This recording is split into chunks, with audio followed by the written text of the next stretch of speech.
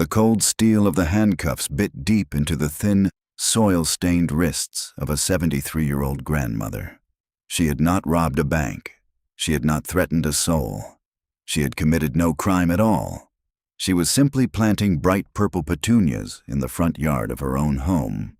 But the aggressive young officer who violently shoved her into the back of his cruiser had absolutely no idea he had just made the biggest mistake of his life. He had not merely arrested an innocent black woman. He had arrested the Honorable Vivian Hale. The morning sun hung low over the manicured, sprawling lawns of Cedar Ridge Estates, casting long golden shadows across the dew-soaked grass.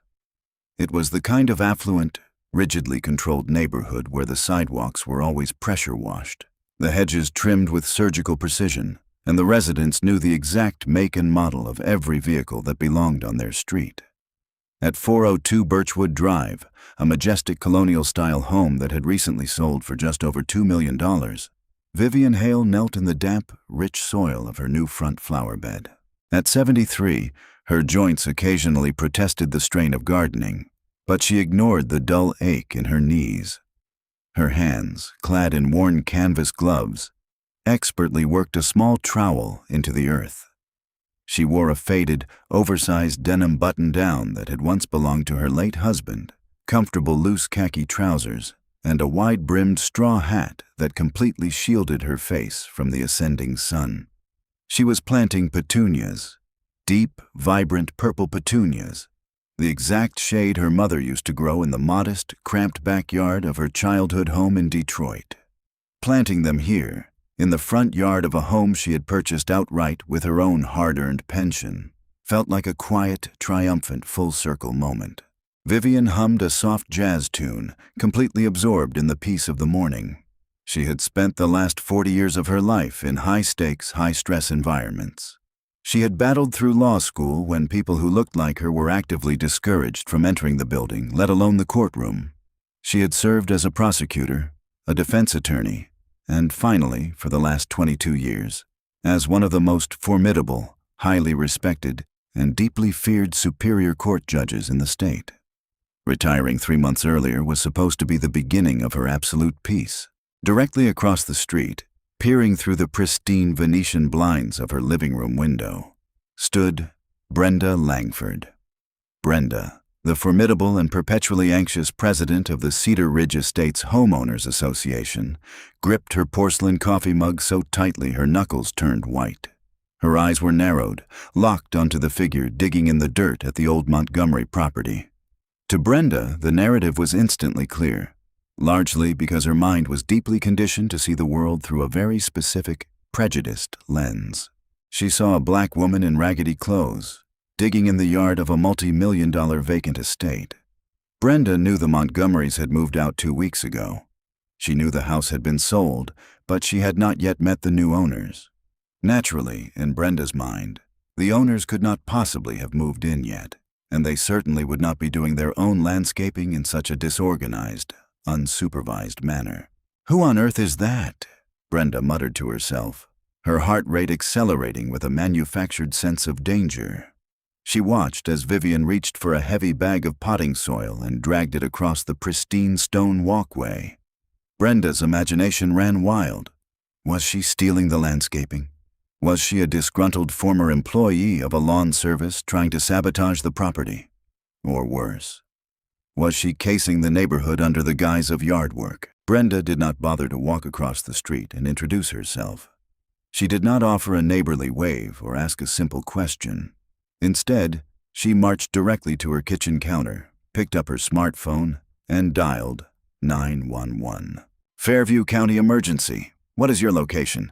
"Yes, I need police dispatch to 402 Birchwood Drive in Cedar Ridge Estates immediately," Brenda said, her voice dripping with urgent, breathless self-importance.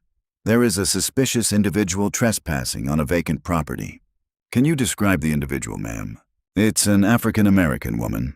Older, dressed in very shabby, unkempt clothing. She's digging up the front yard. The house was just sold. The owners aren't there, and she is absolutely destroying the property. I think she might be trying to steal the copper piping from the sprinkler system, or maybe she's casing the house to break in. She looks completely erratic." Have you attempted to make contact with her, ma'am? Absolutely not, Brenda gasped, offended by the very suggestion. She has a weapon. She's holding some sort of sharp metal tool. You need to send officers right now before she tries to break a window or attack someone. Units are en route, ma'am. Please stay inside your home. Brenda hung up the phone, a smug, satisfied smile spreading across her face. She took a slow sip of her hazelnut coffee, feeling the profound rush of a woman who believed she had just saved her community from the encroaching darkness. She walked back to her window, parted the blinds just enough to see, and waited for the show to begin. Across the street, completely oblivious to the hysteria she had supposedly incited, Vivian gently patted the soil around the base of her fifth petunia, wiping a bead of sweat from her brow and feeling nothing but profound gratitude for the quiet morning. Officer Jake Reynolds was having a slow morning, which for a cop with his particular temperament was deeply frustrating. Reynolds had been on the Fairview County Police Force for just under 3 years. He was 26, aggressively fit, and carried himself with the puffed-out chest and tense shoulders of a man who watched too many action movies and fundamentally misunderstood the concept of authority. He preferred the adrenaline of a chase to the nuance of community policing. When the call came over the radio about a suspicious, potentially armed trespasser in Cedar Ridge Estates, Reynolds practically slammed his foot on the accelerator. Cedar Ridge was where the mayor, the city council members, and the wealthy elite lived. Responding effectively to a call here was exactly the kind of visibility Reynolds craved. His black and white cruiser turned sharply onto Birchwood Drive, the tires emitting a brief, aggressive squeal. He did not activate his sirens, but he flipped on his light bar, sending red and blue flashes reflecting off the pristine windows of the neighborhood mansions. He pulled up aggressively to the curb in front of number 402, throwing the car into park and unbuckling his seatbelt in one fluid, adrenaline-fueled motion. Vivian, startled by the sudden flash of lights and the screech of tires, sat back on her heels. She adjusted her straw hat, squinting through the morning glare at the police cruiser blocking her driveway. She felt a brief flutter of confusion, followed immediately by the cold, heavy, sinking feeling that every person of color knows intimately when law enforcement unexpectedly arrives. Reynolds stepped out of the vehicle. His right hand immediately went to rest heavily on the butt of his service weapon, a classic intimidation tactic. He slammed his car door shut and marched up the driveway, his eyes locked onto Vivian. "Hey you, put the tool down and step away from the house," Reynolds barked, his voice loud enough to echo down the quiet tree-lined street. Vivian blinked. She looked down at the small gardening trowel in her gloved hand. Slowly, deliberately, she set the trowel down in the dirt. She did not stand up immediately. Her knees required a moment of preparation. "Good morning, officer," Vivian said, her voice calm, deep, and entirely devoid of the fear Reynolds expected to hear. "Is there a problem?" "I said step away from the property," Reynolds demanded, closing the distance until he was standing on the edge of her grass, towering over her kneeling form. "You are trespassing on private property. Stand up and show me your hands." Vivian let out a long, slow sigh, the kind of sigh that came from decades of dealing with arrogant, ill-prepared men in her courtroom. She gripped her knees and pushed herself up to a standing position, brushing the loose dirt from her khaki trousers. She stood at 5'4", but her posture was impeccably straight, radiating an aura of absolute authority. "Officer, I am not trespassing," Vivian said, enunciating every syllable with crisp, practiced precision. "My name is Vivian Hale. I own this property.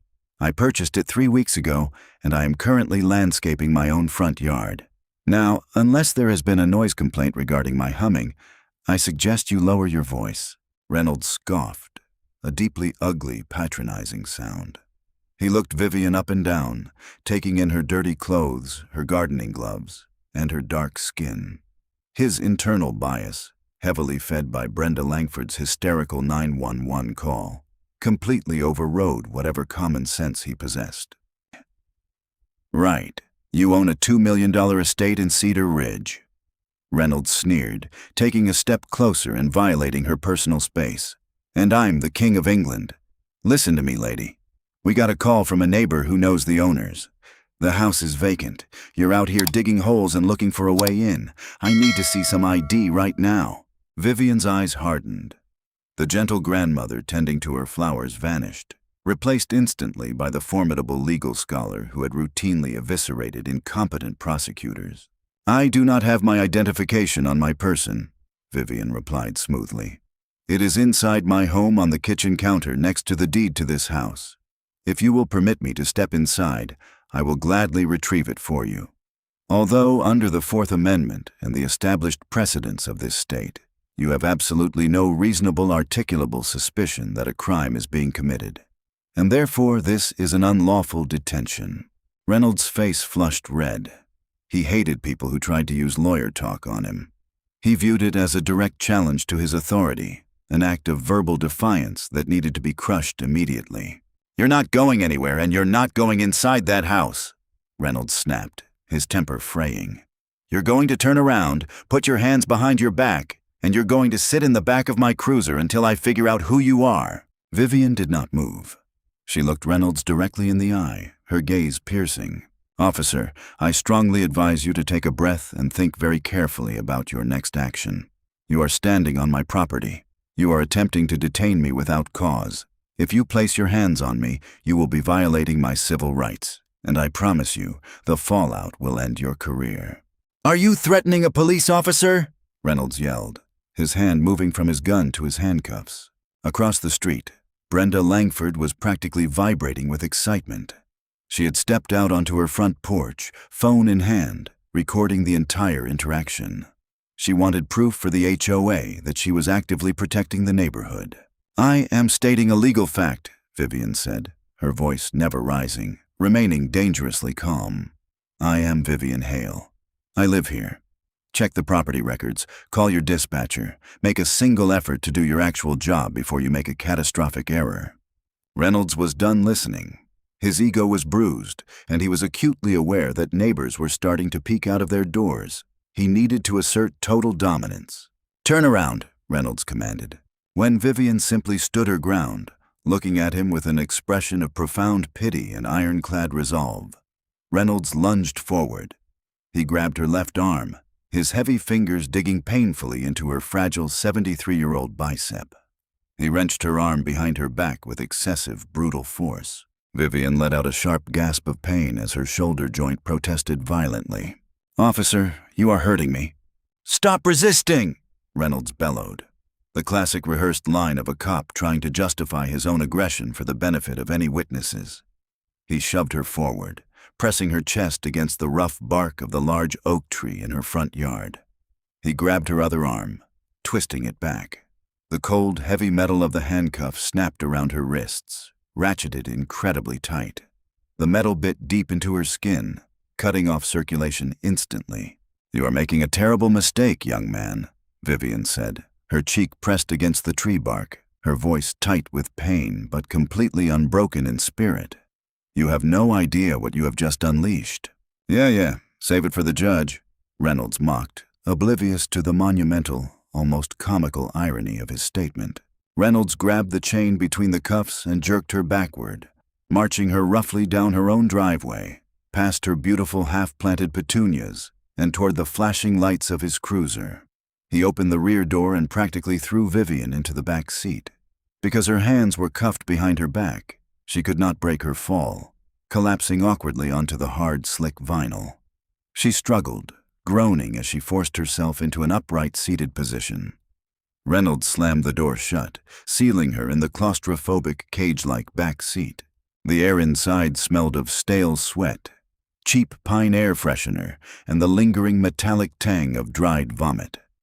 The hard plastic partition separated her from the front seat, reinforcing the reality of her sudden captivity. Vivian sat perfectly still, focusing on her breathing. Inhale for 4 counts. Hold for 4 counts. Exhale for 4 counts.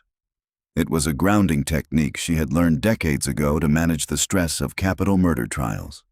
She focused on the physical sensations, the biting pain in her wrists, the throbbing in her right shoulder where Reynolds had wrenched it, the tight restriction of the seatbelt he had not bothered to fasten around her. She looked out the window.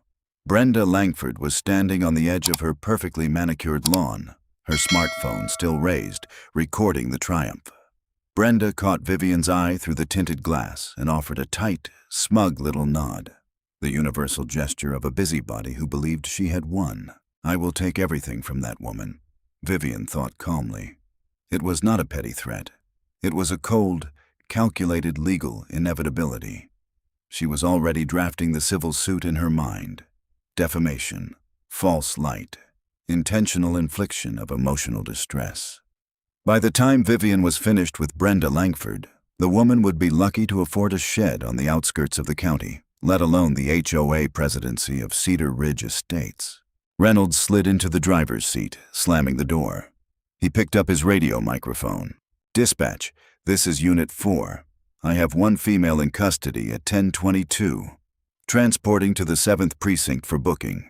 Charges are criminal trespass, failure to identify, and resisting arrest." "Copy that, Unit 4, the dispatcher replied.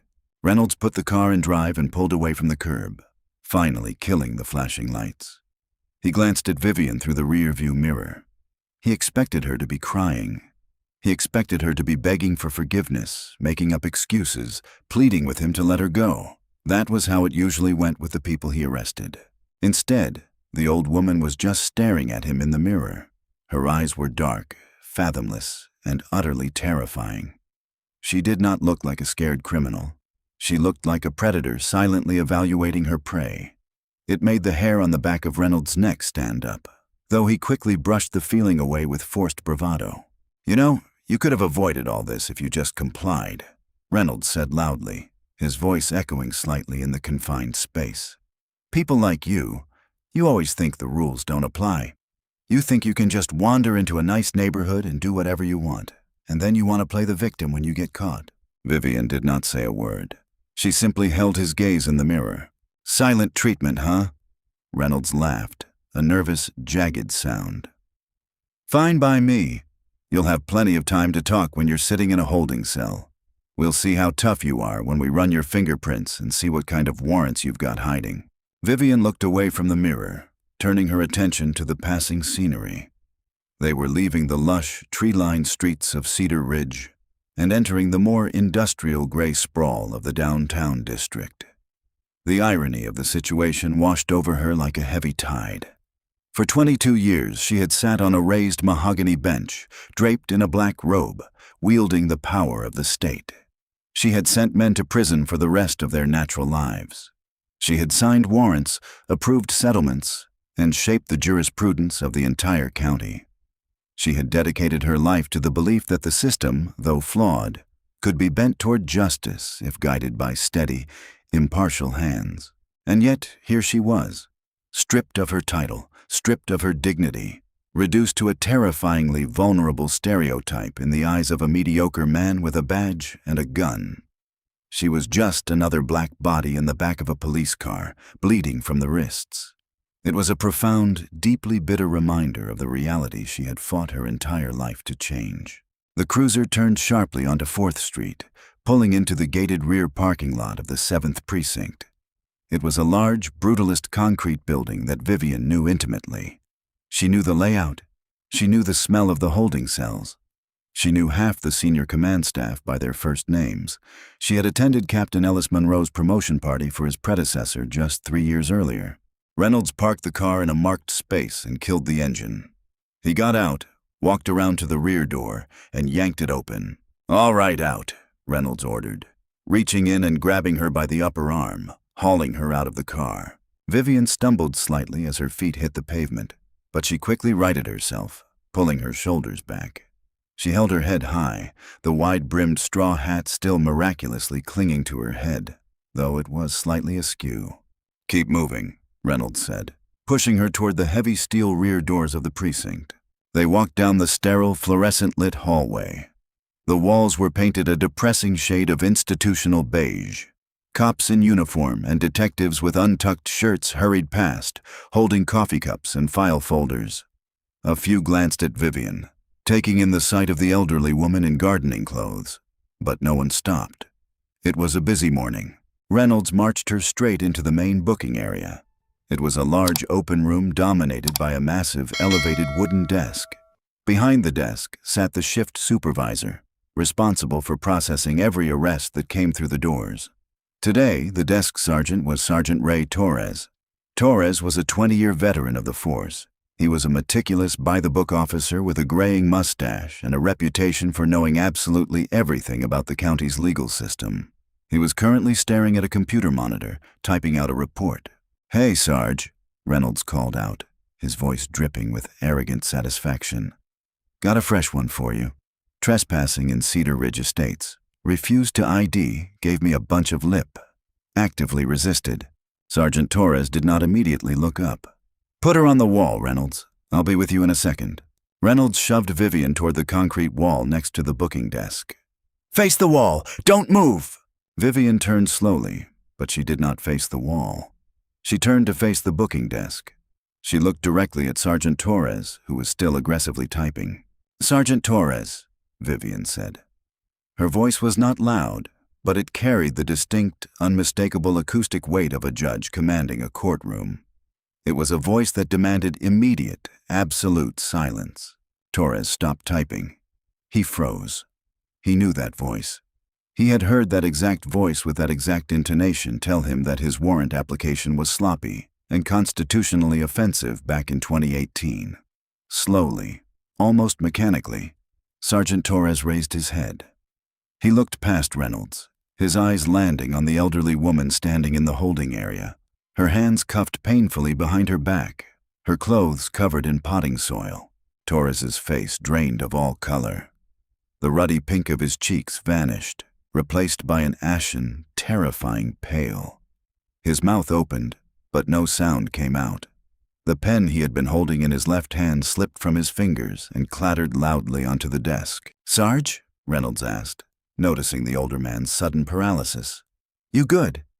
"Like I said, she wouldn't give me her name, but she was digging up the old Montgomery place." Torres ignored Reynolds completely. He stood up from his chair so fast it rolled backward and slammed into the wall. He scrambled around the side of the booking desk, his hands shaking, his eyes wide with a mixture of absolute horror and impending doom. Your Honor," Torres choked out, his voice a frail, cracking whisper. Reynolds frowned, looking back and forth between his sergeant and the old woman. "Your Honor? Sarge, what are you talking about? She's a trespasser." Torres finally turned to Reynolds, and the look in the veteran sergeant's eyes was one of pure, unadulterated terror. "Reynolds," Torres said, his voice trembling as he reached for his own handcuff keys. "You didn't just arrest a trespasser. You just arrested the Honorable Vivian Hale, the former Chief Judge of the Fairview County Superior Court." Reynolds' stomach completely dropped out of his body. The smug, arrogant smirk on his face evaporated, replaced by the crushing, suffocating realization that his life as he knew it was effectively over. The silence that descended upon the main booking area of the 7th Precinct was absolute, heavy, and suffocating.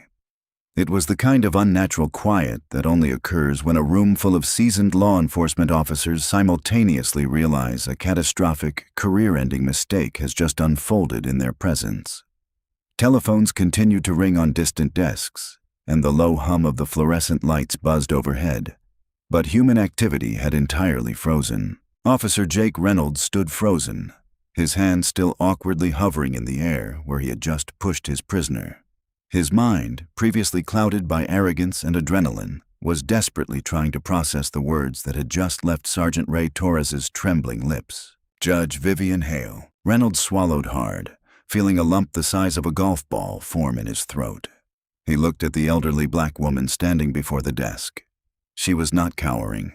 She was not crying. She was glaring at him with an expression of such concentrated, chilling authority that Reynolds felt an involuntary shiver race down his spine. Sergeant Torres did not wait for Reynolds to move. The veteran officer scrambled around the massive wooden booking desk, his hands shaking so violently that he dropped his keyring twice before finally isolating the small silver handcuff key. "Your Honor, I am so incredibly sorry," Torres stammered, his voice cracking with genuine panic. He stepped behind her, his fingers brushing against her wrists. He gasped audibly. The metal cuffs had been ratcheted down with such brutal, excessive force that they had bitten deeply into her fragile skin. Angry, swollen purple indentations circled her wrists, and tiny rivulets of dark blood were beginning to pool where the sharp edges had broken the skin. "Jesus Christ, Reynolds, what the hell did you do?" Torres hissed over his shoulder, his tone venomous. He carefully inserted the key, twisting it to release the locking mechanism. The metal jaws snapped open. Vivian let her arms fall to her sides, wincing as a sharp, agonizing spike of pain shot through her right shoulder joint. She slowly brought her hands forward, examining the bloody, bruised rings around her wrists with a terrifyingly clinical detachment. She did not rub them. She did not seek comfort. She simply held them up, ensuring the bright fluorescent lights illuminated the damage for every single camera in the booking area to record. "Do not apologize for him, Sergeant Torres," Vivian said. Her voice remained entirely level, projecting perfectly across the room. "You did not assault me. You did not unlawfully detain me. You did not trespass upon my private property under the guise of an anonymous, unverified phone call. Officer Reynolds owns his actions entirely, and he will answer for them." Reynolds finally found his voice, though it sounded incredibly small and desperate. "Judge, I didn't know. The call said there was a trespasser, a suspicious person. I was just following standard operating procedure. You refused to provide your identification when I asked." Vivian turned slowly to face him. The sheer intensity of her gaze made Reynolds instinctively take a half step backward. "Standard operating procedure," Vivian repeated, emphasizing each word like a strike from a gavel. "You are fundamentally ignorant of the law you are sworn to uphold. In this state, an individual is not required to provide identification unless an officer has reasonable, articulable suspicion that a crime has been, is being, or is about to be committed. A woman planting petunias in her own front yard does not meet that threshold. Officer Reynolds, my refusal to indulge your unlawful demand did not magically grant you the authority to assault me." Before Reynolds could attempt another disastrous defense, the heavy double doors leading to the precinct's administrative wing violently swung open. Captain Ellis Monroe sprinted into the room. Monroe was a burly, red-faced man who was 3 years away from a very comfortable pension.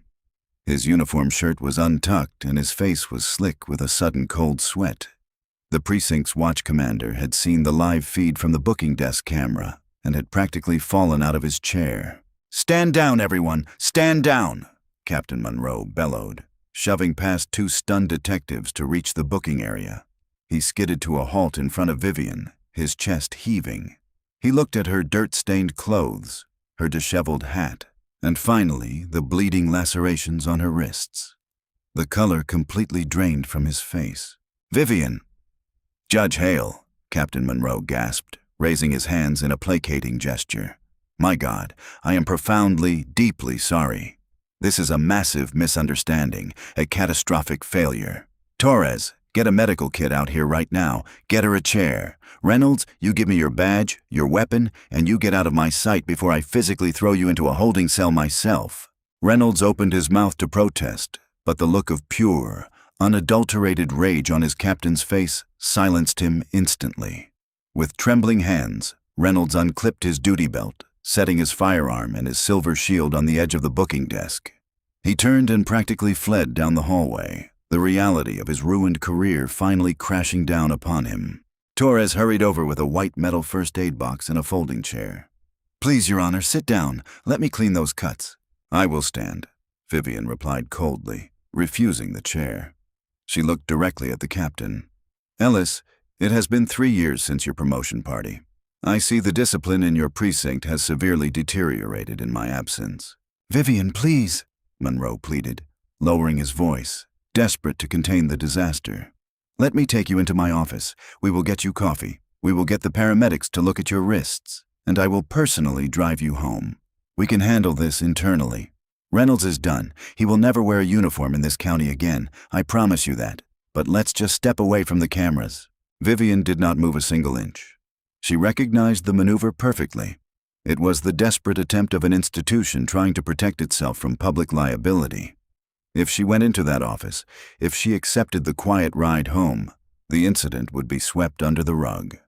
Reynolds would be quietly allowed to resign and simply join a different police force 2 counties over. "No, Captain," Vivian said, her voice echoing clearly for the microphones. "We will not handle this internally. I was brought into this facility in handcuffs.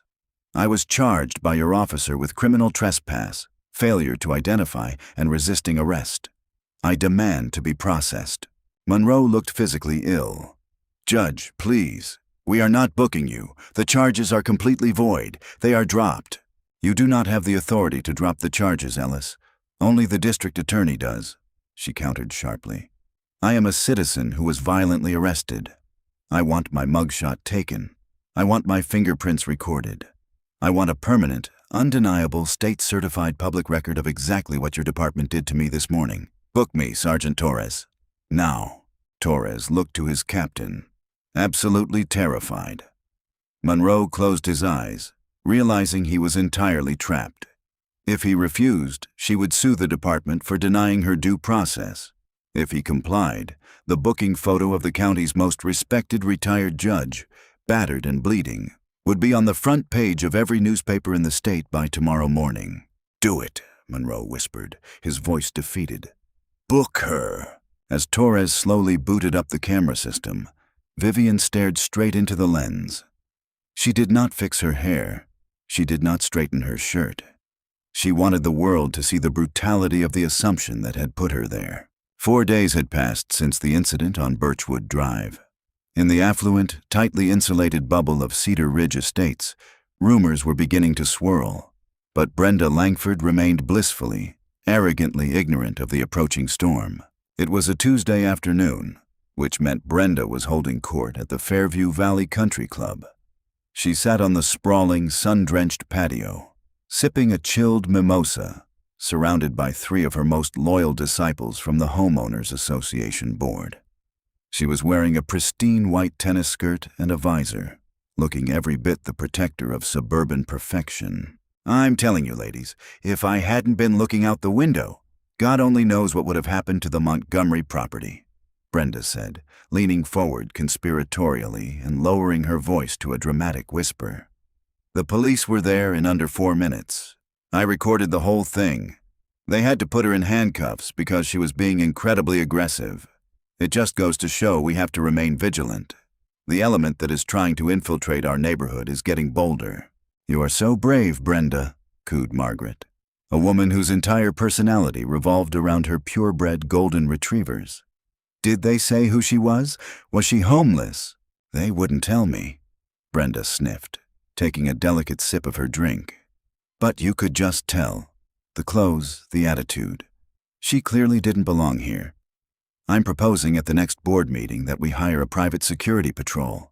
We simply cannot rely on—" Brenda's sentence was abruptly severed by the heavy, rhythmic thud of expensive leather shoes approaching their wrought iron patio table. Standing over them was a tall, exceptionally well-dressed man in a charcoal gray bespoke suit. He carried a sleek leather briefcase and wore an expression of predatory calm. Behind him stood 2 very large, very serious-looking men in plain dark suits, process servers. Brenda blinked, entirely taken aback by the intrusion. "Excuse me, this is a private table. Are you a member here?"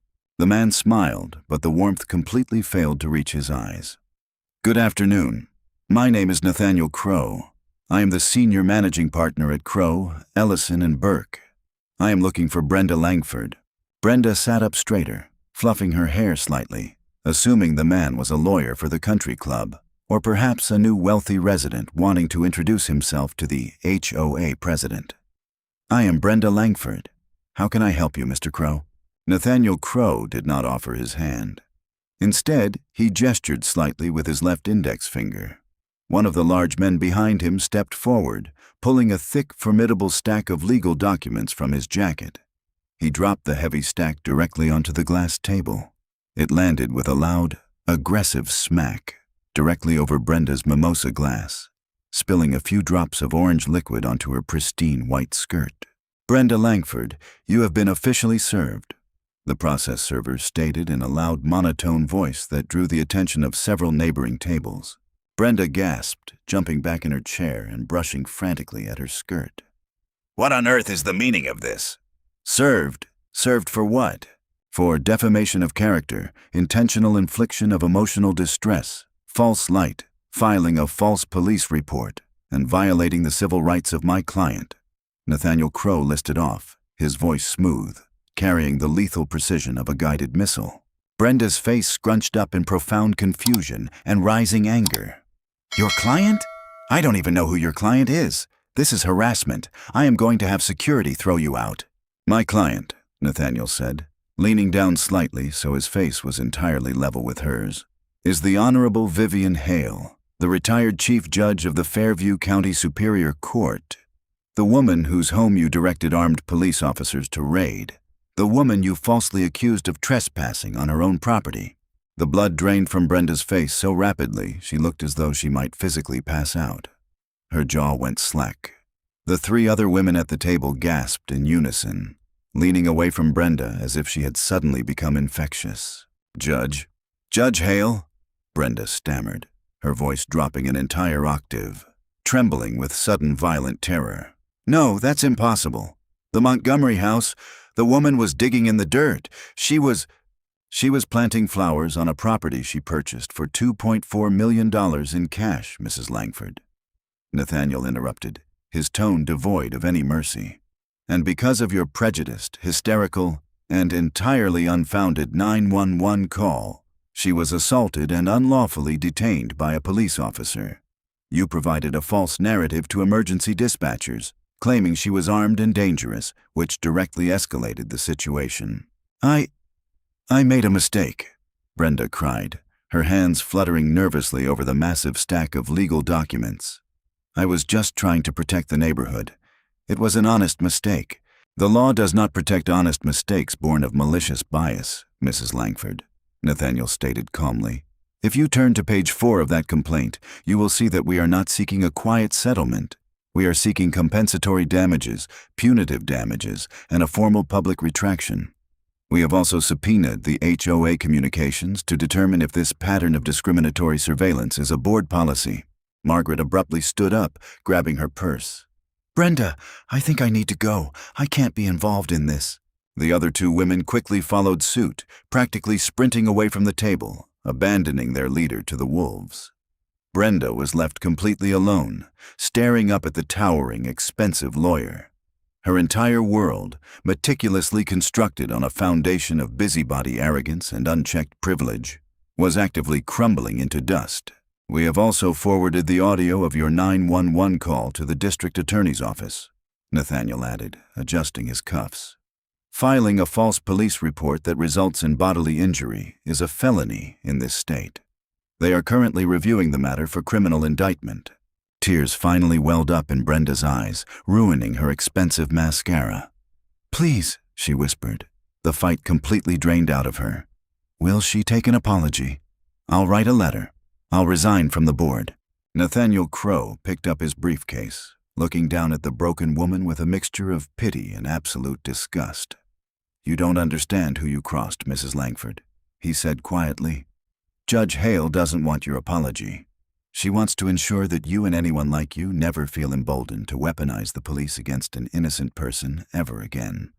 I strongly suggest you retain very expensive counsel. You are going to need it."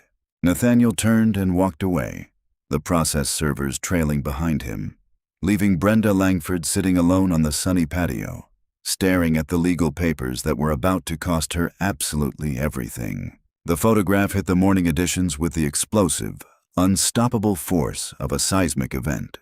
It was not the typical frightened booking photo of a civilian caught in the harsh glare of the criminal justice system. Judge Vivian Hale stared directly into the precinct camera with an expression of cold, terrifying defiance. Her posture was impeccably straight, her chin raised, and her eyes burned with the quiet, furious dignity of a woman who fully understood the power she wielded. But it was the details that caused the public outcry. The dirt staining her oversized denim shirt, the slightly askew straw gardening hat she had refused to remove, and most damningly, the bright, angry purple bruising and dried blood circling her fragile wrists. By 7:12 in the morning, the image was leading every local news broadcast. By noon, it had been picked up by national syndicates. The internet erupted. The headline across the state's largest newspaper read, "Retired Chief Judge brutalized and arrested for planting flowers in her own yard." Inside the mahogany-paneled office of Mayor Victor Harlan, the atmosphere was one of absolute, suffocating panic. Mayor Harlan, a politician whose entire career rested on the delicate balance of law and order rhetoric and suburban appeal, was staring at the television monitor mounted on his wall, his face a sickly shade of gray. Sitting across from him, sweating profusely into the collar of his uniform, was Police Chief Douglas Price. "How does this happen, Douglas?" the mayor demanded, his voice trembling with barely suppressed rage. "How does a 26-year-old rookie officer slap handcuffs on the most respected judicial figure in this county without a single person intervening until she is bleeding in the booking room? Do you have any idea what kind of liability we are looking at? The NAACP is organizing a march outside City Hall as we speak, and my phone has not stopped ringing since 6 this morning." Chief Price wiped his forehead with a crumpled handkerchief. "Mr. Mayor," the officer, Jake Reynolds, was responding to a 911 call from a resident who reported a suspicious person. He followed his training for a non-compliant suspect. He didn't know who she was. He didn't know who she was? Mayor Harlan shouted, slamming his hand onto his heavy oak desk. She was an elderly woman holding a gardening trowel. It doesn't matter if she was the Queen of England or a retired school teacher. He used excessive force, and he did it because of his own implicit bias.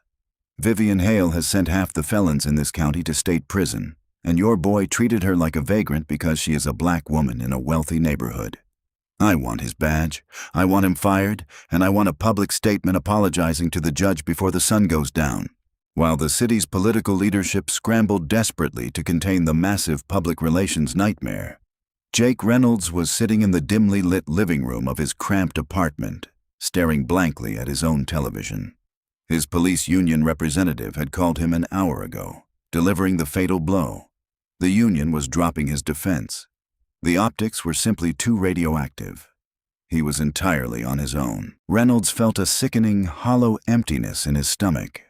The arrogant bravado he had displayed on Birchwood Drive had completely evaporated, replaced by the crushing realization that he had destroyed his own life. He had wanted to be a hero, to assert his authority and be respected. Instead, he was the face of police brutality on national television. The incompetent bully who had assaulted an elderly grandmother. The walls of his apartment felt like they were closing in.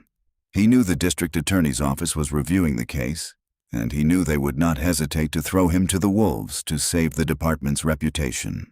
Meanwhile, high above the chaotic city streets, in the pristine glass-walled conference room of Crow, Ellison, and Burke, Vivian Hale sat at the head of a massive granite table. She wore a tailored navy blue suit, her wrists neatly bandaged in crisp white gauze. She looked every bit the formidable legal titan she was. Beside her sat Nathaniel Crow, reviewing a thick stack of legal briefs. Across the table sat the city's lead counsel, a nervous, balding man named Leonard Shaw, who had been dispatched by the mayor with one simple, desperate directive: make it go away, no matter the cost. "Judge Hale, on behalf of the city, the mayor, and the police department, I want to extend our most profound and sincere apologies." Shaw began, his voice tight. "What happened to you was unacceptable. The city is prepared to offer a highly generous settlement to avoid the trauma and spectacle of a public trial. We are authorizing an immediate payment of $4 million tax-free, alongside the immediate termination of Officer Reynolds." Nathaniel Crow looked at his client, his face completely neutral. He knew better than to speak for her. Vivian folded her hands together, resting them carefully on the granite table. She looked at the city's lawyer with the exact same expression she used when sentencing unrepentant criminals.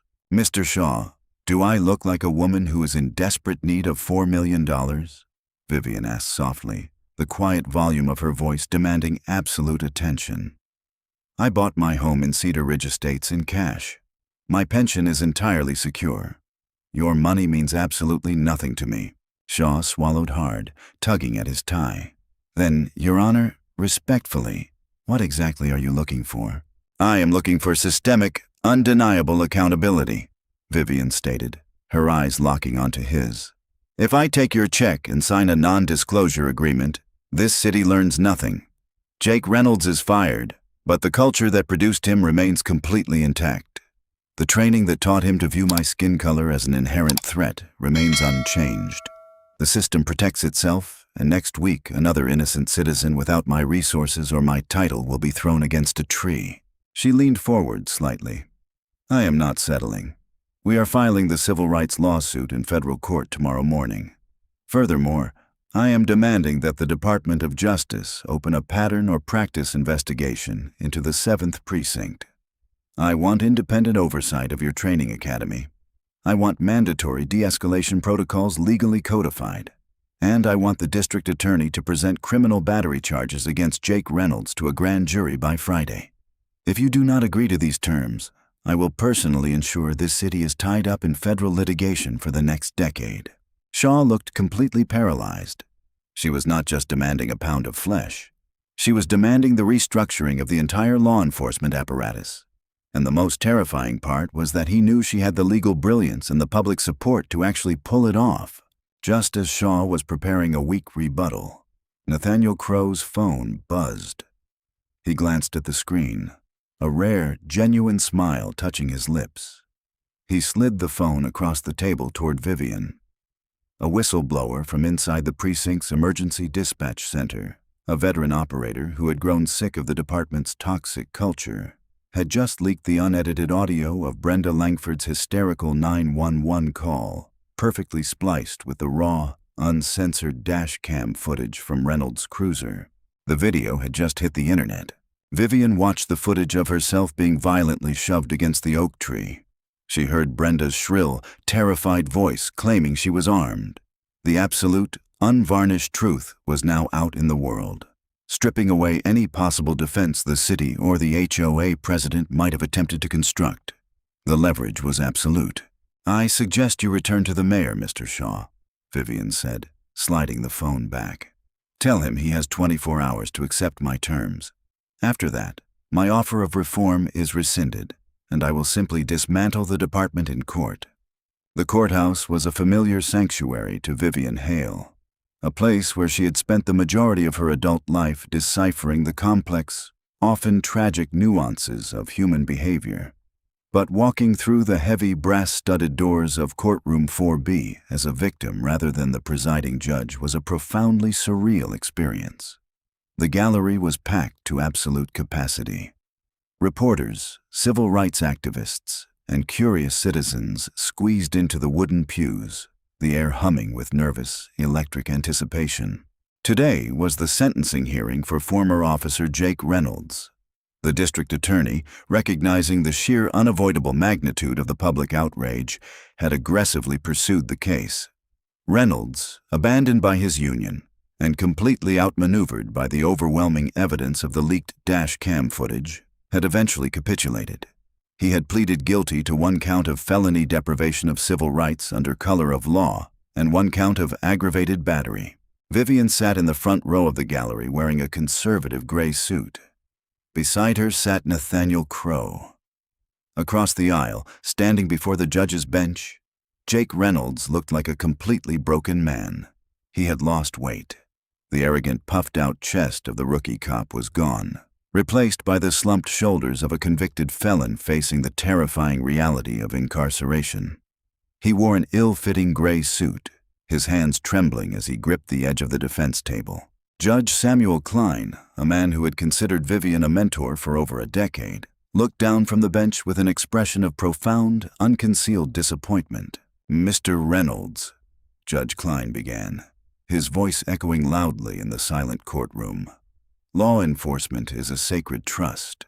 It requires immense restraint, deep empathy, and an absolute commitment to the constitutional rights of every single citizen.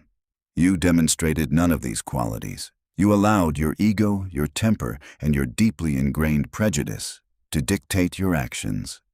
You assaulted a revered member of our community simply because she dared to demand the respect and the legal rights she was fully entitled to. Reynolds kept his eyes fixed firmly on the floor, swallowing convulsively. The fact that your victim was a former chief judge is, in the eyes of the law, irrelevant, Judge Klein continued. What is entirely relevant is that your actions reveal a terrifying willingness to use state-sanctioned violence against an innocent, non-threatening citizen. The court accepts your guilty plea. Judge Klein adjusted his glasses, looking at the sentencing guidelines. Jake Reynolds, I am sentencing you to 36 months in a state correctional facility, followed by 5 years of supervised probation. You are permanently stripped of your law enforcement certification. You will never hold a badge or a gun in this country again. Remand the defendant into custody. 2 bailiffs stepped forward. They instructed Reynolds to put his hands behind his back. The sharp metallic click of the handcuffs echoing in the silent courtroom was a sound Vivian knew well. She watched as Reynolds was led away, his head bowed, his career and his freedom completely extinguished.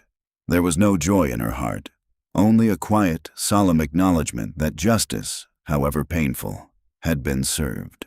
But Reynolds was only one half of the disastrous equation. Miles away, in the affluent, manicured streets of Cedar Ridge Estates, an equally dramatic consequence was unfolding. Brenda Langford stood on the sidewalk in front of her pristine colonial-style home, weeping openly into a tissue. A massive, brightly colored moving truck was parked in her driveway. 2 burly men were loading her expensive velvet sofas and antique dining chairs into the back. The civil lawsuit engineered by Nathaniel Crow had been an absolute, unmitigated bloodbath. The HOA board, desperate to distance themselves from the catastrophic publicity, had immediately stripped Brenda of her presidency and voted to expel her from the community entirely. But the real devastation came from the financial ruin. Vivian had shown absolutely no mercy in civil court.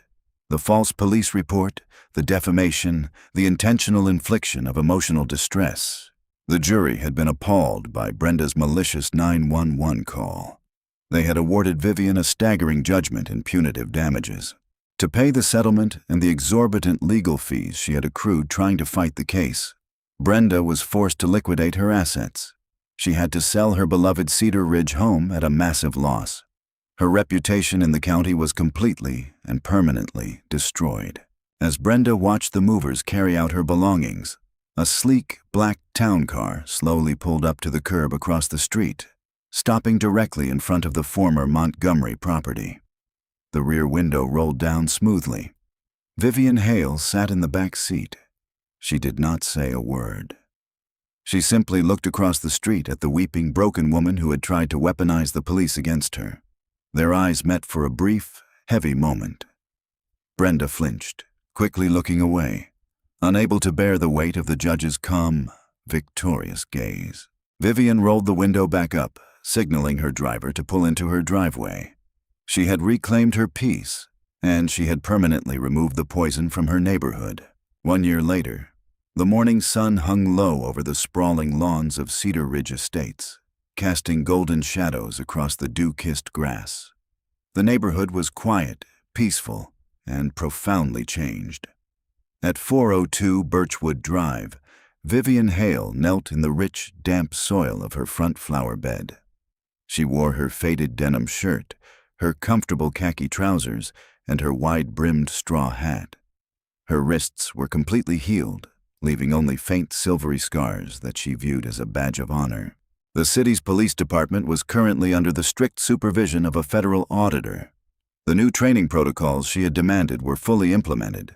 Officers were now strictly evaluated on de-escalation tactics, and the culture of unchecked aggression was being systematically dismantled. It was a long, difficult process, but the foundation had been irrevocably altered. Vivian smiled, her hands expertly working the trowel into the earth. The flower bed was no longer a patch of dirt. It was a vibrant, explosive sea of deep purple petunias, blooming beautifully under the morning sun.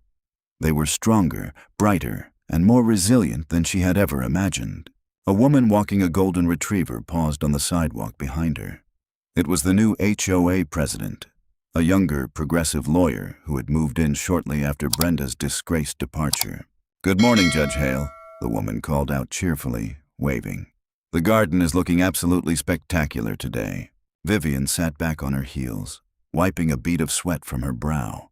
She looked at the blooming flowers, feeling the warm sun on her face, the trauma of the past year finally giving way to a deep, unshakable tranquility. "Thank you, neighbor," Vivian replied, her voice rich and full of genuine warmth. "They just needed a little time to establish their roots, but they are exactly where they belong.